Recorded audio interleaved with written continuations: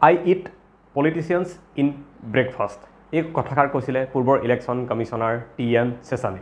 Hello' everyone, welcome to the channel. সকলোকে স্বাগতম জনাইছোঁ। মই অৰবিন্দ বৰা। এই কথাষাৰ ইলেকশ্যন কমিশনাৰ টি.এন. চেছানে কৈছিলে, যিজন ইলেকশ্যন কমিশনাৰ আছিলে 1990 পৰা 96 এই সময়ছোৱাৰ ভিতৰত, আৰু ইমান পাৱাৰফুল আছিলে ভাৰতৰ ইলেকশ্যন কমিশনাৰসকল। কিন্তু বৰ্তমান সময়ত কেনেকুৱা পজিশ্যনত ভাৰতৰ ইলেকশ্যন কমিশনাৰসকল আছে বা থাকে, সেই বিষয়ে আমি কথা পাতিম। বিশেষকৈ এই টপিকটো অকণমান বেছি কাৰেণ্টত আছে বা মানুহৰ মুখে মুখে অকণমান চলিছে, যিহেতু ইলেকশ্যন চলি আছে, প্লাছ ইলেকশ্যন কমিশনাৰসকলক কোনে নিযুক্তি দিব, কাৰ হাতত সেই পাৱাৰটো থাকিব যে মই যাক বিচাৰোঁ তাকেই ইলেকশ্যন কমিশনাৰ বনাই দিব পাৰোঁ। ইয়াক লৈ এখন আইন প্ৰণয়ন কৰা হৈছে। সেই আইনখনৰ কাৰণেও লগতে ইলেকশ্যনৰ যিহেতু বতৰ ইলেকশ্যন চলি আছে, সেইকাৰণে এই টপিকটো বহুত বেছি এটা ট্ৰেণ্ডত আছে। আমি সেই বিষয়ে কথা পাতিম। আমি গোটেই ভিডিঅ'টোত মূলতঃ এটা কথাত গুৰুত্ব দিম যে ভাৰতৰ ইলেকশ্যন কমিশনাৰসকলক আগতে কেনেকৈ নিযুক্তি দিয়া হৈছিলে, আৰু এতিয়া যিখন আইন 2023 চনত আনিছিলে চৰকাৰে, সেই আইনখনৰ হিচাপত কোনে নিযুক্তি দিব পাৰে, কাৰ অথৰিটি থাকে, কাৰ পাৱাৰ থাকে ইলেকশ্যন কমিশনাৰক নিযুক্তি দিয়া। যদি মই 2023 চনৰ আগলৈকে চাওঁ, তেতিয়াহ'লে কি হৈছিলে আগতে যে ইলেকশ্যন কমিশনাৰসকলক নিযুক্তি দিবৰ কাৰণে প্ৰধানমন্ত্ৰীয়ে যিকোনো এজন ইলেকশ্যন কমিশনাৰৰ নাম ৰাষ্ট্ৰপতিক ৰেকমেণ্ড কৰে। ৰাষ্ট্ৰপতিয়ে আমাৰ যিখন প্ৰধানমন্ত্ৰী যোন থাকে বা তেওঁৰ যিখন কেবিনেট মিনিষ্ট্ৰী থাকে, তেওঁলোকৰ নিৰ্দেশ মৰ্মে কাম কৰে ৰাষ্ট্ৰপতিয়ে। বহুতখিনি এপইণ্টমেণ্টছ আমি জানো ৰাষ্ট্ৰপতিয়ে এপইণ্টমেণ্টবিলাক দিয়ে, কিন্তু তাৰ আঁৰত থাকে কেবিনেট মিনিষ্টাৰসকল বা প্ৰধানমন্ত্ৰীখন। গতিকে আগতে ইলেকশ্যন কমিশনাৰসকলক তেনেকৈ নিযুক্তি দিয়া হৈছিলে। প্ৰধানমন্ত্ৰীয়ে যিকোনো এজন ইলেকশ্যন কমিশনাৰ নাম কৈ দিয়ে, যোন হ'ব পাৰে।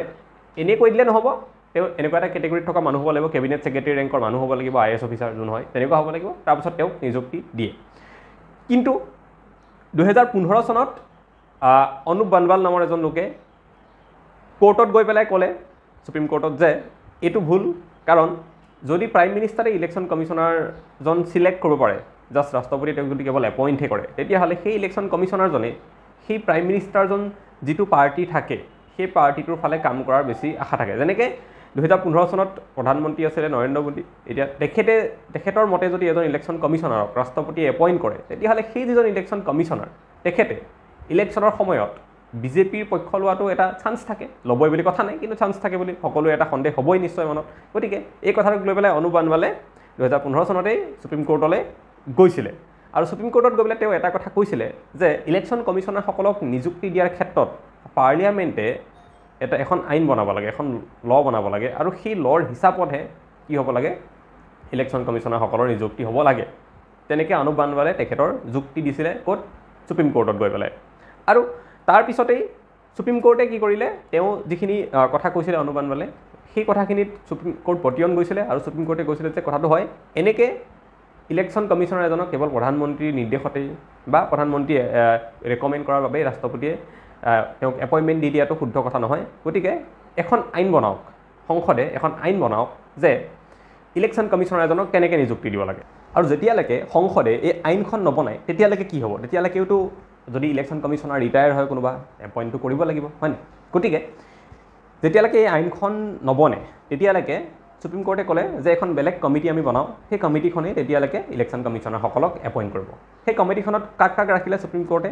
সুপ্ৰিম কোৰ্টে ৰাখিলে প্ৰধানমন্ত্ৰীক, লগতে লিডাৰ অফ অপজিশ্যন, আৰু chief justice of India. Supreme কোৰ্টৰ চিফ জাষ্টিছক এই কমিটিখনত ৰাখিলে। মানে কোন কোন থাকিব কমিটিত? প্ৰধানমন্ত্ৰী আৰু অপজিশ্যন পাৰ্টিৰ লিডাৰজন থাকিব, কংগ্ৰেছৰ আছিলে সেইটো সময়ত বা এতিয়াও, আৰু লগতে চিফ জাষ্টিছ অফ ইণ্ডিয়া থাকিব। সেই তিনিওজনে মিলি পেলাই সিদ্ধান্ত ল'ব যে কাক ইলেকশ্যন কমিশনাৰ হিচাপে নিযুক্তি দিব লাগে।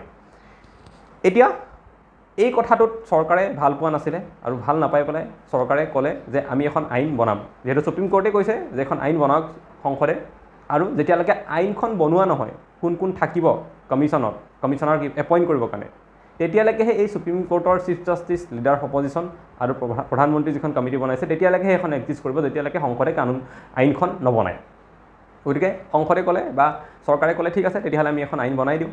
আৰু চৰকাৰে সেই আইনখন বনালে 2023 চনত। অ'কে, 2023 চনৰ মাৰ্চ মাহত সুপ্ৰিম কোৰ্টে সেই জাজমেণ্টটো দিছিলে যে য'ত 3জন মানুহ থাকিব।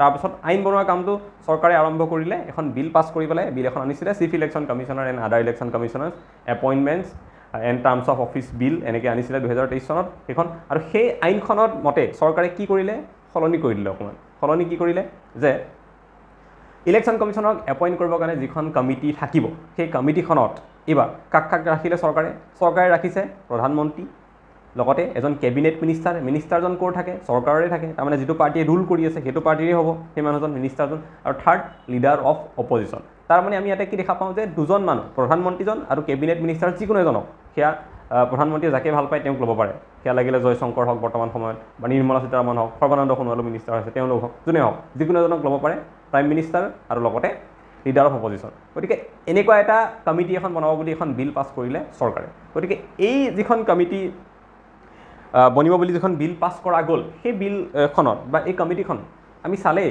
ডাইৰেক্টলি এইটো কথা গম পাওঁ যে ইয়াতে চৰকাৰৰ পক্ষত সংখ্যাগৰিষ্ঠতা অলৰেডি হৈ গ'ল কেনেকৈ কাৰণ 3জন মানুহ থাকে যদি 3জন মানুহ থাকে এজন ইলেকশ্যন কমিশ্যনাৰক এপইণ্ট কৰিবৰ কাৰণে চিলেক্ট কৰিবৰ কাৰণে তেতিয়াহ'লে তাৰ 3জনৰ ভিতৰত 2জনে ইয়েছ ক'লে ইলেকশ্যন কমিশ্যনাৰজনক নিযুক্তি দিব পৰা যাব আৰু সেই 2জন মানুহ অলৰেডি চৰকাৰৰ লগত আছে প্ৰাইম মিনিষ্টাৰ আৰু কেবিনেট মিনিষ্টাৰজন অকলে থাকি যাব লিডাৰ অফ অপজিশ্যন তাৰমানে লিডাৰ অফ অপজিশ্যন যিজন আছে তেখেতৰ একো ভেলু নোহোৱা নিচিনা হৈ যাব তেওঁ থকা নথকা একেই বাকী 2জনে মিলি পেলাই যি ডিচিশ্যন ল'ব সেয়াই সদায় আল্টিমেটলি ডিচিশ্যন বুলি সেই কমিটিখনৰ মানি লোৱা হ'ব তাৰমানে চৰকাৰৰ মতে সেইখিনি হ'ব আৰু এই যিটো কনচেপ্ট এইটোক লৈ পেলাই এই যিখন বিল আহিলে ফাইনেলি এই বিলখনক লৈ পেলাই আকৌ বহুত মানুহ সুপ্ৰিম কোৰ্টত গৈছে অপজিশ্যন পাৰ্টি কিছুমান NGO কৈছে যে এইখন আনকনষ্টিটিউচনেল হয় এনেকুৱা হ'ব নালাগে বাট সুপ্ৰিম কোৰ্টে এতিয়ালৈকে এই বিষয়ত বিশেষ একো মাত দিয়া নাই সুপ্ৰিম কোৰ্টে অলৰেডি কৈছিলে যে এইটো আমাৰ কাম নহয় এইটো পাৰ্লিয়ামেণ্টৰ কাম যে বিল কেনেকৈ বনাব আৰু কাক সেই কমিটিখনত ৰাখিব গতিকে আমি ইয়াত ইণ্টাৰফেয়াৰ নকৰোঁ বুলি